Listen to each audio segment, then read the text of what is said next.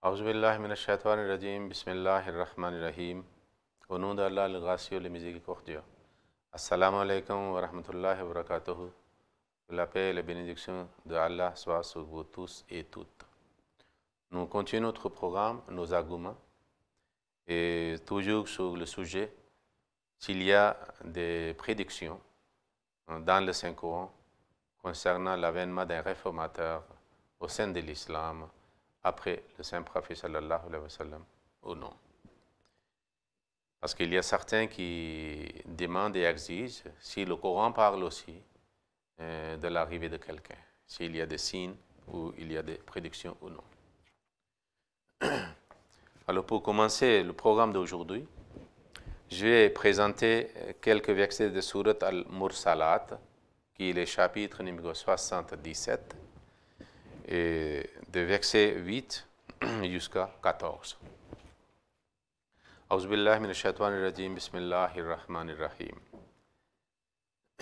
Innama tu'aduna lawaqi'un, wa idhan nujumu tumisat, wa idha as-sama'u furijat, wa idha al-jibalu nusifat, wa idha ar-rusulu uqitat, li ayyi yawmin ujjilat, li yawmil fasl. Traduction de ce verset de Surat Al-Mursalat est la suivante. En vérité, ce qui vous est promis doit s'accomplir. Alors, quand les étoiles seront dépourvues de leur lumière, et quand toutes les sortes de trous se feront dans le ciel, Waïd al-Jibal nusifat, et quand les montagnes seront arrachées, Waïd al-Rusul uqitat, et quand les messagers seront ressuscités à l'heure désignée. Les ayya yawmin ujjilat, pour quel jour le temps de ces événements a-t-il été fixé? Les yawm al-fasl, pour le jour de la décision. Il faut savoir que certains mots sont clés dans ces versets. Dans le premier verset que j'ai récité, verset numéro 8, tout en comptant le Bismillah comme le premier verset, Innama tu'aduna lawaqi'un. En vérité, ce qui vous est promis doit s'accomplir. Ça veut dire qu'il y a une promesse qui est mentionnée. Et Dieu dit que cette promesse qui est faite avec vous, ça veut dire aux êtres humains, surtout les musulmans, la waqi'un sera réalisée, sera accomplie. Ce n'est pas une fausse promesse. Et certainement, quand il y a une promesse, il y a la promesse de certains événements pour quelque chose. Qui est promis arrivera. S'il y a des signes, ce sont des signes pour quelqu'un, c'est-à-dire l'arrivée de quelqu'un. Dans toutes les religions, nous trouvons des signes concernant le futur. Il y aura des changements, et ces signes sont réalisés, mais pour quel objectif? Pour quel but? Il dit, c'est-à-dire quand cette promesse sera accomplie. Dieu mentionne des signes. Il dit, et quand les étoiles seront dépourvues de la lumière. Je pense dans la leçon précédente, nous avions appris de Surat At-Takwir que Waidan Nujumun Kadarat, que après que le soleil c'est-à-dire soit couvert ou enroulé, les étoiles seront aussi obscurcies. Et nous savons très bien que l'étoile emprunte la lumière du soleil. Et les étoiles sont visibles et donnent la lumière plus ou moins dans la nuit, pas dans la journée. C'est après la disparition ou le coucher du soleil que les étoiles commencent à donner la lumière. Alors, le soleil et les prophètes de son époque, et plus précisément le saint prophète sallallahu alayhi wa sallam, cela signifie que lorsque son visage, son image, son message sera couvert, sera enroulé, ne sera plus visible, ne sera pas connu ou reconnu, à ce moment-là, ceux qui ont emprunté la lumière de ce soleil dans cette obscurité ou la nuit, c'est eux qui donneront la lumière aux autres.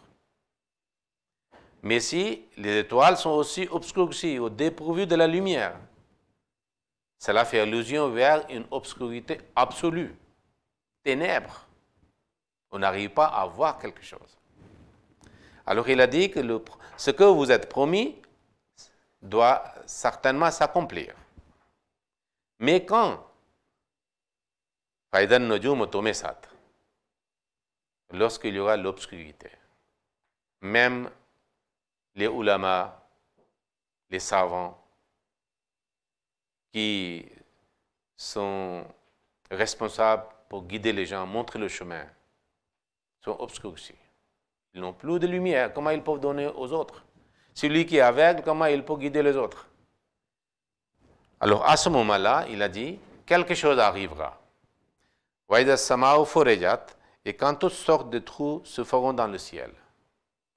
Dans le langage spirituel et religieux, ciel signifie divinité, Dieu, contact avec Dieu.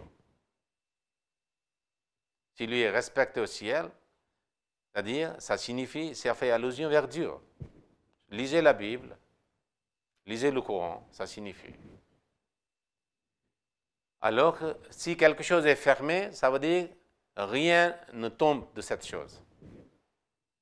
Si le ciel est fermé, ça veut dire rien ne tombe du ciel, de la part de Dieu, vers la terre, sur la terre, vers les habitants de la terre.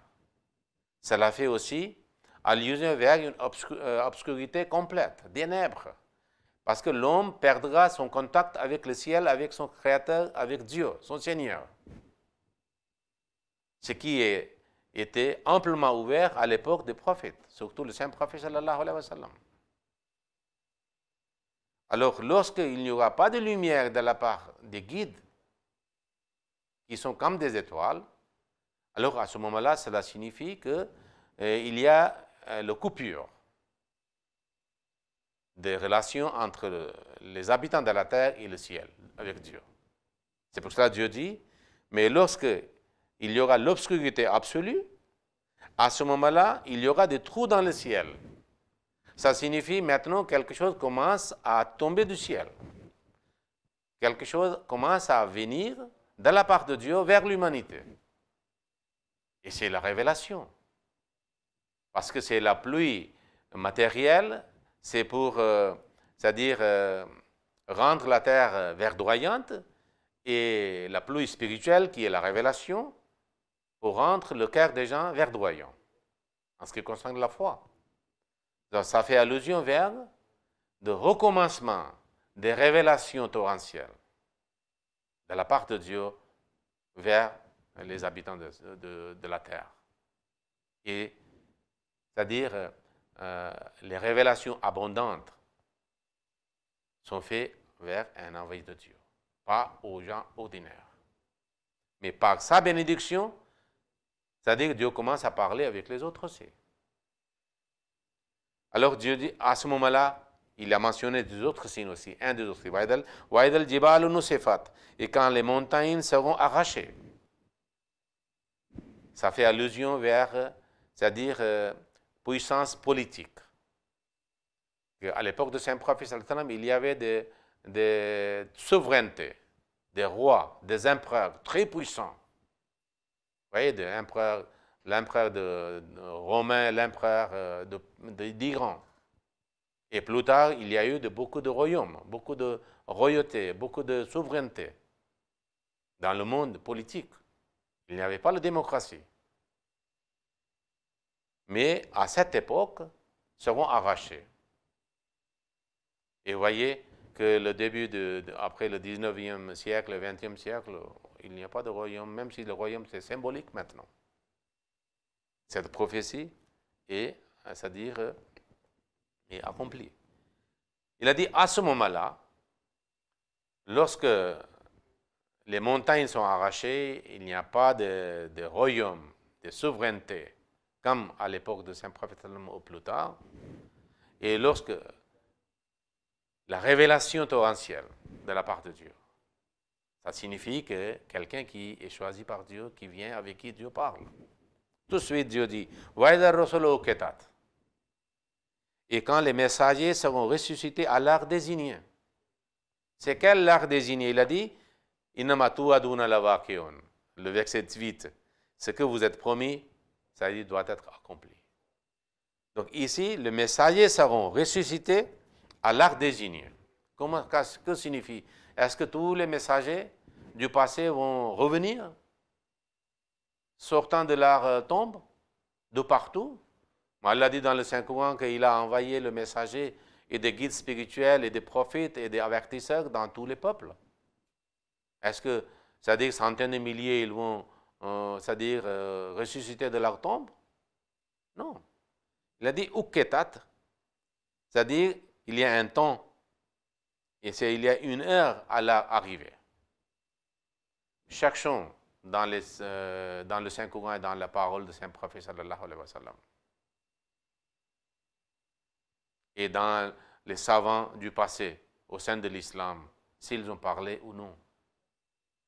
Nous savons très bien qu'il y a des prédictions dans différentes religions pour le deuxième venu de leur messager, leur prophète et leur envoyé de Dieu.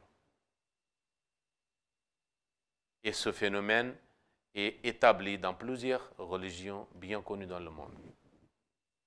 Par exemple, chez les hindouismes, une des plus anciennes religions, il y a des prédictions qu'après le Kali Yuga, ça veut dire l'époque de mensonge et de l'obscurité, il y aura le Satyuga, l'époque de la vérité et de la lumière.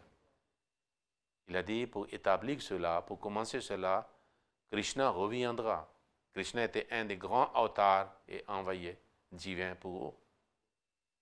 Il est mentionné qu'il revient. Tout comme les Juifs croient le retour de deuxième venue d'Élie. Et les chrétiens croient le deuxième venue de Jésus.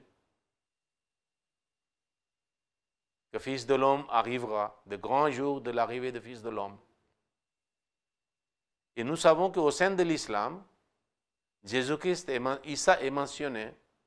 C'est-à-dire quelqu'un est mentionné au sein de l'islam par le nom de Issa. Comme Issa est connu en tant que Messie, alors le Saint-Prophète a utilisé le mot Issa, fils de Marie, de façon métaphorique pour l'avènement d'un réformateur au sein de l'islam parmi les musulmans. Et puis il a dit de Mahdi aussi. Alors, vous voyez, hindou parle, même il y a des prédictions, si les bouddhistes sont honnêtes, ils peuvent vous dire qu'il y a de l'arrivée de Bouddha est mentionné dans c'est-à-dire les ouvrages écrits saints de bouddhisme. Donc on trouve un phénomène, c'est-à-dire un grand réformateur ou envoyé divin de différentes religions, leur retour est mentionné, deuxième venue est mentionné. Dieu dit, Waïdar Rosolo Oketat. Et quand les messagers seront ressuscités à l'art désigné. Maintenant, est-ce qu'ils vont venir pour leur peuple respectif, dans leur région respective? Donc il y aura la division. Comment la sagesse divine peut faire cela?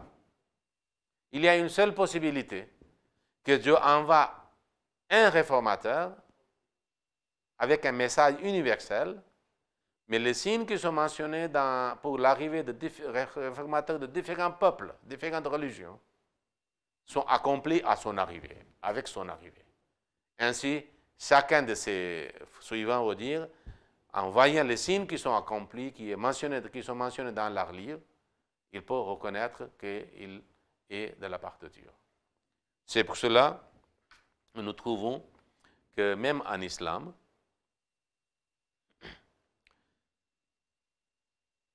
il y a des livres, surtout dans les livres de schisme. Il dit que lorsque le Mahdi viendra, il dira que c'est lui qui voulait voir Adam, il faut qu'il me voie. C'est lui qui voulait voir Chis, il faut qu'il me voie. C'est lui qui voulait voir Abraham, il me voit. C'est lui qui voulait voir Ismaïl, il me voit. C'est lui qui voulait voir Isa, il me voit. C'est lui qui voulait voir Moïse, il me voit. C'est lui qui voulait voir Mohammed sallallahu alayhi wa sallam, il me voit. Cela signifie que, à son arrivée, sera considéré comme tous les autres prophètes anciens sont arrivés, où il sera nommé par Dieu par le nom de différents prophètes. Ce n'est pas que tous les autres vont revenir. L'un côté, c'est-à-dire il sera accordé de la part de Dieu la manifestation de différents prophètes. Et puis, ce sera seulement s'il est suivant d'un message universel, d'un messager universel qui est le Saint Prophète et le Saint Coran, et la religion c'est l'islam. Parce que la religion a connu sa perfection à l'arrivée de l'islam. C'est pour cela, on peut dire très facilement que cette prédiction signifie qu'il y a la prédiction pour l'arrivée de différents messagers anciens, sera accomplie par l'avènement d'un seul, comme Krishna est arrivé aussi, Élie est arrivé, Jésus est arrivé, Mahdi est arrivé, Bouddha est arrivé, et le Saint Prophète sallallahu alayhi wa sallam, deuxième fois, par une autre personne, s'est manifesté. Alors cette prophétie est accomplie, c'est-à-dire est mentionnée comme un réformateur au sein de l'islam. Que son arrivée sera marquée comme l'arrivée de tous les autres messagers, les prophètes, les envoyés divins, dont l'avènement a été prédit au dernier jour par quelqu'un de suivant de Saint Prophète sallallahu alayhi wa sallam. C'est pour cela dit les ayyi yawmin ujjilat. Pour quel jour le temps de ces événements a été fixé? Le yawm al-fasl, pour le jour de la décision. Donc, il y a, c'est-à-dire ces versets de Surat al-Mursalat aussi font allusion vers la venue de quelqu'un, à son arrivée, la venue de différents prophètes sera accomplie. Et je voulais mentionner ici une chose. Il y a une prédiction identique de différentes religions, dans les écritures de différentes religions, qui est comme un signe de l'arrivée de leur, c'est-à-dire réformateur ou auteur respectif. Et c'est mentionné aussi en islam. C'est éclipse de la lune et du soleil. Nous avions déjà étudié cela, que dans les écritures hindoues, c'est écrit que Satyug, l'époque de deuxième venue de Krishna, commencera lorsque la terre, la lune et le soleil seront dans la même ligne, où la lune et le soleil témoigneront pour la véracité de Krishna. Et puis dans les évangiles et dans la Bible, nous avons trouvé le signe des grands jours de l'arrivée du Fils de l'homme, de Jésus-Christ, que le soleil sera obscurci et la lune ne donnera plus la lumière, ou le soleil ne donnera plus la lumière et la lune sera obscurcie. Et même les étoiles tomberont et seront obscurcies, c'est mentionné dans les évangiles, dans la Bible. Et dans le Saint-Coran, nous avons lu déjà, dans Surat al-Qiyamah, ça veut dire le dernier jour, éclipse de la lune et le soleil seront, c'est-à-dire ensemble dans le phénomène de l'éclipse. Et dans le hadith, c'est mentionné que 2 éclipses dans le mois de Ramadan, un signe de Imam Mahdi, de notre Imam Mahdi.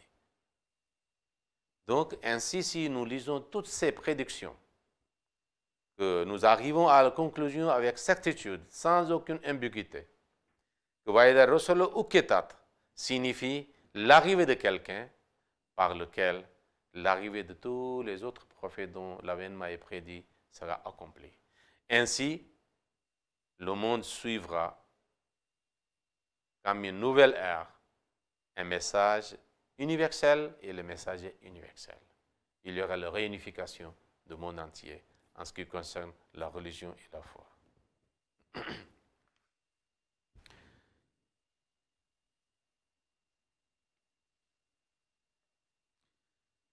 Alors, maintenant, je vais vous présenter un autre argument, le deuxième argument de ce programme, c'est dans Surat Al-Araf. Parce que dans le Saint-Coran, nous trouvons qu'il y a, une prédiction permanente, que Dieu toujours guide les êtres humains. C'est-à-dire sans cesse, parce que l'homme a toujours besoin de guides divins. Il a toujours besoin de rappel. C'est vrai que le Saint-Prophète sallallahu alayhi wa sallam a parachevé la religion. La religion est devenue parfaite. En forme de 5 courants, nous avons un message parfait. Mais toujours, avec le livre, on a besoin d'un spécialiste de ce domaine.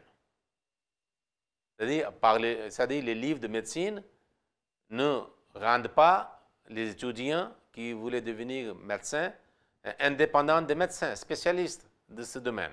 Ils ont toujours besoin de quelqu'un, comme un exemple, comme un modèle, pour le suivre. Sinon, il était suffisant qu'il y ait des bibliothèques et les gens commencent à devenir médecins, ingénieurs, chirurgiens et spécialistes de différents domaines de sciences. Non. L'homme a besoin de quelqu'un comme lui, spécialiste de ce domaine. C'est ainsi la religion aussi. Après le Saint-Prophète, toujours sous la parapluie du Saint-Prophète sallallahu alayhi wa sallam, dans le cadre de Saint-Courant et la bénédiction de Saint-Prophète sallallahu alayhi wa sallam. Alors, dans le Saint-Courant, dans Surat Al-Araf, nous lisons, c'est Surat Al-Araf et le chapitre 7 et le verset 36. Maintenant, ici, Dieu parle au Saint-Prophète sallallahu alayhi wa sallam. Et le Saint-Prophète, le premier était le peuple à qui il est adressé, qu'il avait accepté. Ce sont les musulmans.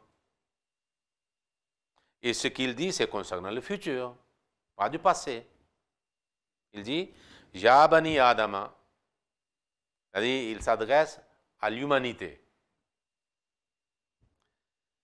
Ya bani Adama imma yatiyannakum rusulun minkum yakussuna alaykum ayati faman ittaqa wa aslaha فلا خوف عليهم ولا هم يحزنون والذين كذبوا بآياتنا واستكبروا عنها أولئك أصحاب النار هم فيها خالدون.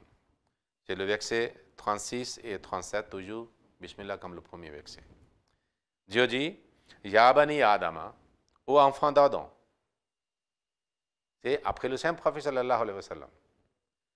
Imma yatiyannakum rusulun minkum.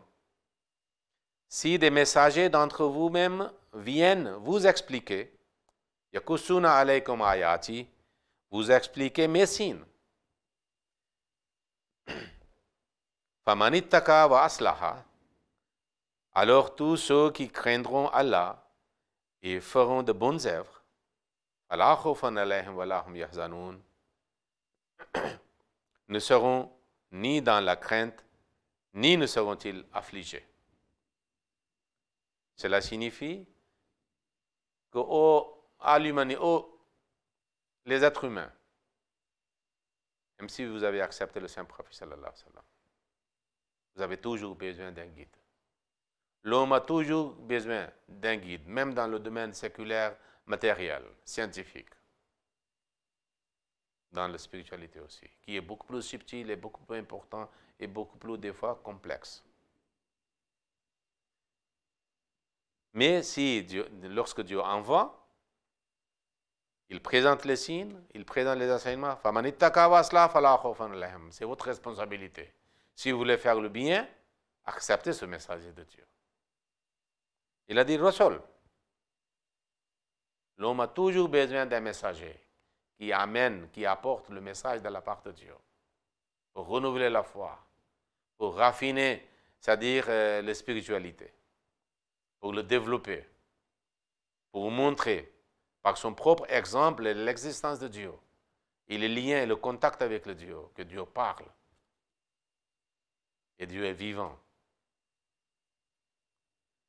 Mais, wallazina kazzabu bi ayatina, et ceux qui repoussent nos signes, wastakbaru, et s'en détournent avec dédain, ulaika ashabun nari hum fiha khalidun.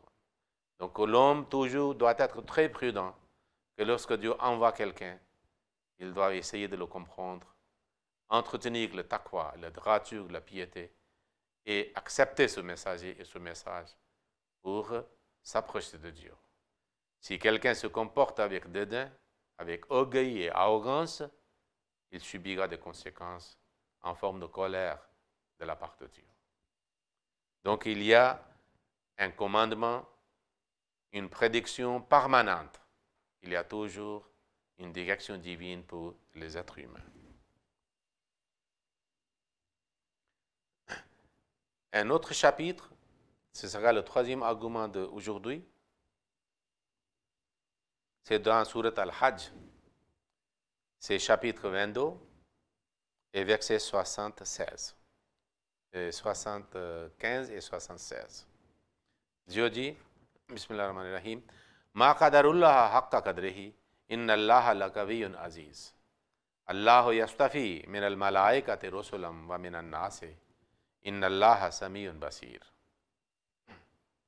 Ya'lamu ma bayna aydihim wa ma khalfahum. Wa ila Allahi turja'ul umur. Traduction est Ma qadarullah haqqa qadrihi. Ils, ça veut dire les gens, n'estiment pas Allah de l'estime qui lui est due.